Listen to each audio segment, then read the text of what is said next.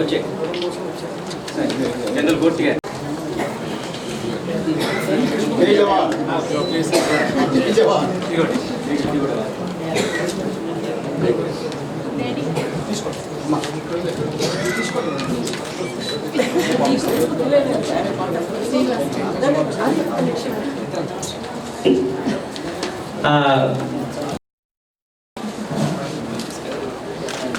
So వారిని ఒక్కొక్కరిగా వచ్చి డాక్టర్ గారిని సన్మానం చేసుకోవాల్సింది. ఇంకొక 5 నిమిషాల్లో సభ ముగుస్తుందండి. కొద్దిగా ఓపిక బట్టి ఒకరి తర్వాత ఒకళ్ళు వస్తే వారి డాక్టర్ గారిని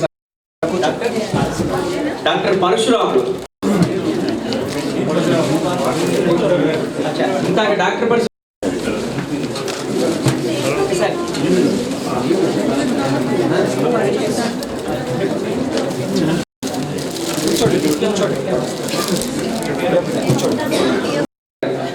అచ్చా మళ్ళీ పెళ్లి కొడుకు చేస్తున్నారు ఆయన, పర్వాలేదు.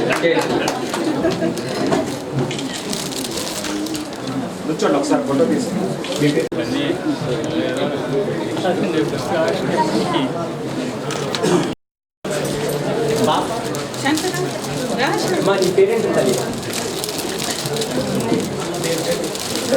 అచ్చా జోస్నా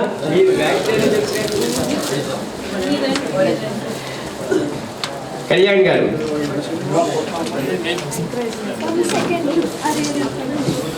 ఇంకొక 2 నిమిషాలు చాలా చక్కగా సద్వినియోగం చేసుకుంటున్నారు.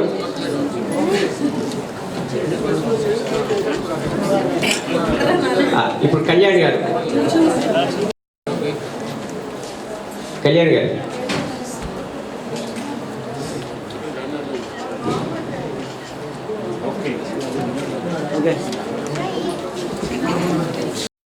ఇది అయిపోయిన తర్వాత పబ్లిషర్ గారి వారి అనుభవం ఓట్ ఆఫ్ థ్యాంక్స్ వారు 3 నిమిషాల్లో ముగిస్తారు. మీరేం కంగారు పడకండి, 3 నిమిషాలు అయిపోతుంది.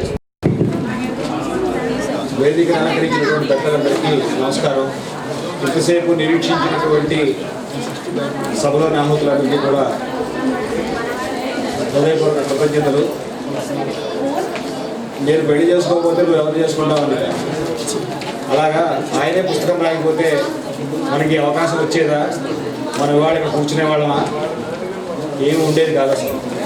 ఇంత ఆత్మీయంగా మహాత్ముని కోసం నిరీక్షణ అనే పుస్తకాన్ని ఆత్మీయమైన వాతావరణంలో ఈ వార్త వచ్చేసింది, ఆంధ్ర అంతా వచ్చేసింది. మా గురుగారు బుద్ధప్రసాద్ గారు వస్తారా రాదా అనుమానం. నేను రాత్రి నుంచి టెన్షన్ నిద్ర పట్టలేదు. మాకు ఎవరికి ఏమైనా ఉండిపోవాల్సి వస్తుందా, ఆగిపోవాల్సి వస్తుందా? ఎందుకంటే ప్రభుత్వాధికారులు ఎవరిని కూడా వరదలు వచ్చినప్పుడు, తుఫాన్లు వచ్చినప్పుడు బయటికి వెళ్ళొద్దనేది అదొక స్టాండింగ్ ఇన్స్ట్రక్షన్గా ఉంటుంది.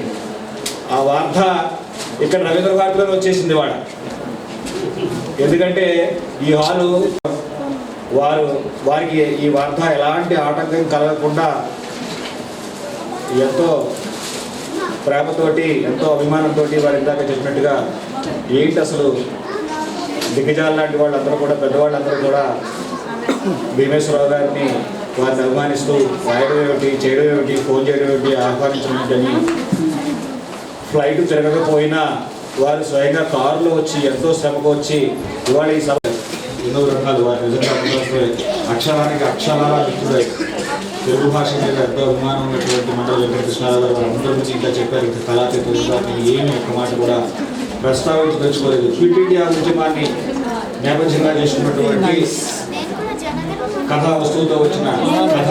ఒక బామ్మ, అందరి ఇళ్లలో బామ్మలు ఉంటారు, మీ ఇళ్లలో బామ్మలు ఉన్నారు, నాకు మా బామ్మ ఉంది. బామ్మ మనవడిని పెంచుతుంది, తల్లి తండ్రి చచ్చిపోతే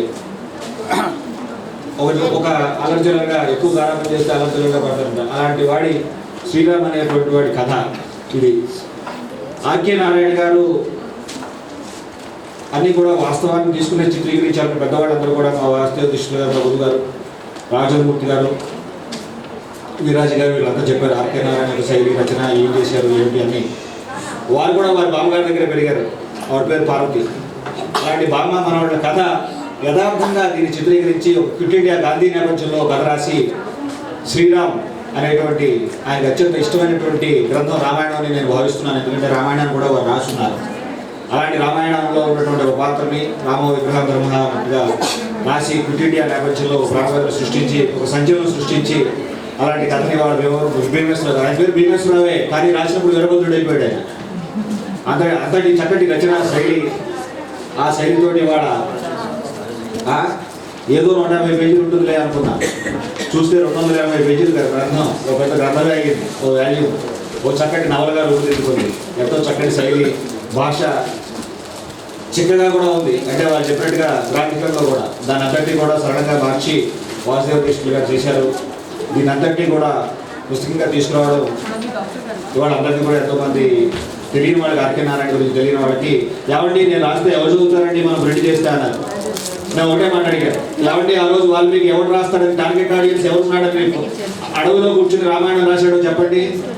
వ్యాసుడు వేదాలను విభజించి వ్యాసుడు వేదాలను వివరించి 18 పురాణాలు రాసి అయినా కూడా ఇంకా తనివి తీరక భాగవతాన్ని రాసుకుని కృష్ణుడి యొక్క లీలని కూడా తనివి తీర ఆయనే రాసుకుని ఆయన కోసం ఎవరైనా టార్గెట్ ఆడియన్స్ ఉంటారని కానీ ఇవాళ దశమస్కంధం గురించి రోజు చదువుకుంటారు కానీ వింటారు కానీ మన పిల్లలు చెప్తారు కానీ ఎవరైనా అనుకున్నారా?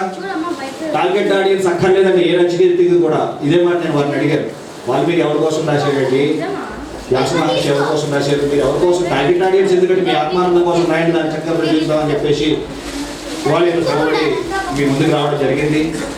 ఎంతోసేపు నిరీక్షించినటువంటి వ్యక్తులందరికీ కూడా, పెద్దవాళ్ళందరికీ కూడా వారి సమయాన్ని వెచ్చించి ఆశీర్వదించడానికి వచ్చినటువంటి ప్రతి ఒక్కరికి పేరు పేరున కృతజ్ఞతలు తెలియజేసుకుంటూ సభని చక్కటి గానక జీవితం మొదలెట్టి ఎంతో అభిమానంగా వచ్చాడు. డాక్టర్ గారి మీద నా మీద అభిమానంతో ₹1 తీసుకోలేదు.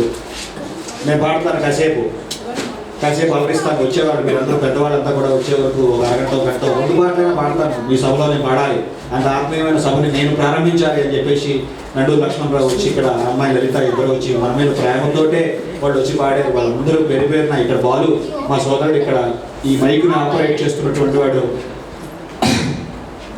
హార్ట్ ఆపరేషన్ చేయించుకుని కూడా మా మీద అభిమానంతో ఇక్కడ కూర్చుని 10 దాకా ఈ సహాయం చేసినటువంటి వ్యక్తి. అలా ఎందరో పేరున దామోదర్ సహాయం చేసిన వ్యక్తులు, రాజశేఖర్ ఎందరో ఉన్నారు. ఈ సభ ఇంత సక్సెస్ఫుల్గా జరగడానికి అందరికీ కూడా పేరున ఎవరైనా మర్చిపోయినా మా సోదరుడు ఈ బ్యానర్లు కట్టించి 2 రోజులు అహర్నిశలు కష్టపడి ఖమ్మం వెళ్ళి, గోవా వెళ్ళి, ఇక్కడికి వెళ్ళి శ్రీనివాసు ఎంతో చక్కగా దీనికి మరింత సుందరంగా దీనికి అలంకారాలు చేసినటువంటి ఈ ప్రాంగణాన్ని ఇంత అందంగా తీర్చిదిద్దినటువంటి వ్యక్తి ఆయన సిబ్బంది అందరికీ ప్రతి ఒక్కరికి పేరున కృతజ్ఞతలు తెలియజేసుకుంటూ ఇక్కడితో స్వస్తి. జాతీయ గీతంతో ఈ కార్యక్రమాన్ని ముగిద్దామండి. జనగణమన పాడవలసిందిగా ఆదిత్య, ప్రణయ్, తన్మయ్